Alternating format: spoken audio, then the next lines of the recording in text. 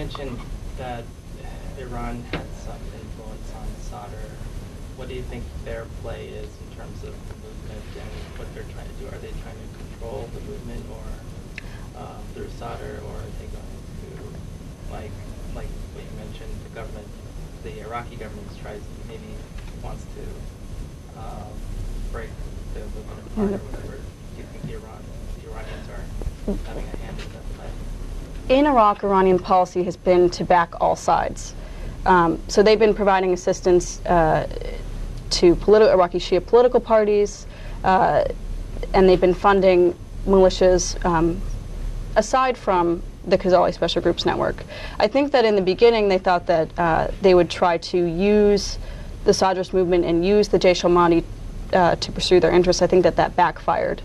And they realized that. And you see efforts, particularly beginning in 2006, where they start to, where they reorganize their support for militias under a more hierarchical and a leaner and better structured organization under Case Khazali and special groups. You already see that they're starting to rework their efforts in a way that they can have greater or better command and control of the movement.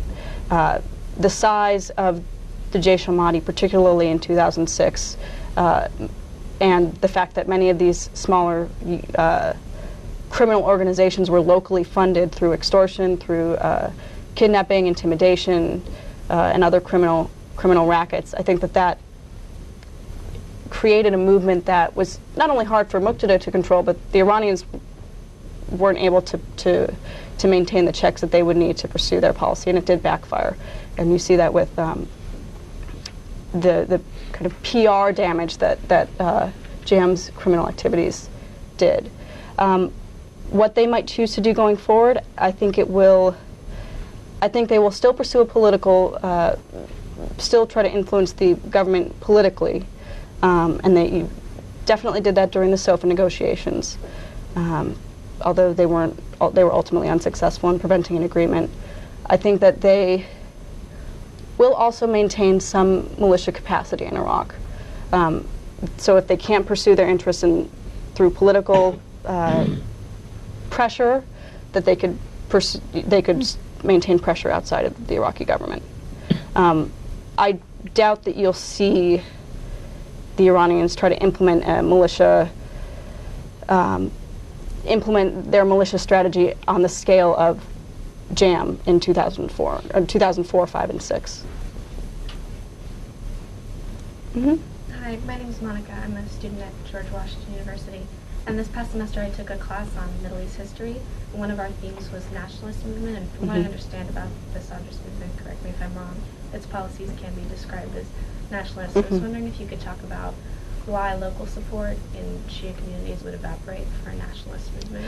Sadr II's movement was very much nationalist. This was particularly aided by the fact that in the 1990s, as Sadrists and the Shia were suffering under UN sanctions, many other Iraqi Shia political, prominent religious families and political exiles or political politicians were out of the country. So in a certain sense, they abandoned Iraq, whereas the Sadr movement stayed under Saddam and looked out for the poorest of the poor and the Shia. Those themes were very much played upon by Muqtada's father, and particularly in 2003, 2004, 2000, and even today by the Sadrist movement themselves. Although now, because of the presence of coalition forces, that's enabled the Sadrists to strike that nationalist chord with respect to what they perceive as the occupation. I think Sadr's departure for Iran was hard for many to believe or to accept, particularly since Sadegh Sadr was anti-Iranian. He believed in Wilayat-e-Faqih, the Islamic revolutionary system where you have a supreme leader, but he wanted an Iraqi version of that, which was an inherent challenge to Khamenei, Khamenei. So his movement was nationalist. It was religious as well. And when Sadr went to Iran, I think, in fact, many didn't believe it. They believed he was in Najaf. He was just in hiding. And I think that his presence in Iran has undercut the perception of the movement.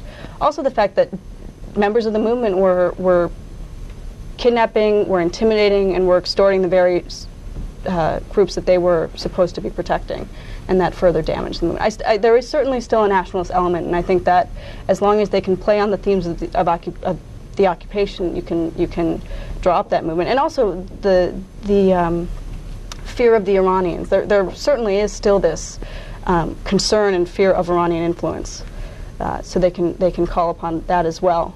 But the movement, particularly Jam and Sadr's presence in Iran, has served to undercut some of Sadr's claims. I think others can still co-opt the legacy of Sadr II to strike that nationalist tone. And I think that is what the League of the Righteous is doing. Is Maliki actually trying to adopt this nationalist sentiment? Do we see now an opportunity for Iraqis to be nationalists and Iraqi Shia to be nationalists and yet support exile parties like Dawa or ISKI? Yes, that's a great point. A number of groups have been claiming the mantle of Sadr II, or Sadegh Sadr, Muqtada's father. Maliki, in particular, is interesting. He is doing it in a couple of ways. He's not only appealing to the legacy of Sadegh Sadr through his mentions of the Dawa party. If you look at the development of current Iraqi Shia political parties, Dawa was in a lot of ways the originator of later movements such as ISKI and even the Sadrists. They all started from the Dawa, or they can all trace their roots back to the Dawa party in the 60s. So in some ways, Maliki is able to say, I'm a member of the Dawa party. This is actually, the true Shia political movement, and we can we do have links to, even to Sadr II, even to this nationalist legacy. He's also, in his engagements of the tribes, particularly down south, he's appealed to the importance of the tribes in being able to boost Iraqi nationalism, and basically co-opting Sadrist rhetoric in that sense. He's also in the SOFA negotiations by painting himself as the person who's going to come up with the deal that will enable, or that will force coalition forces to leave.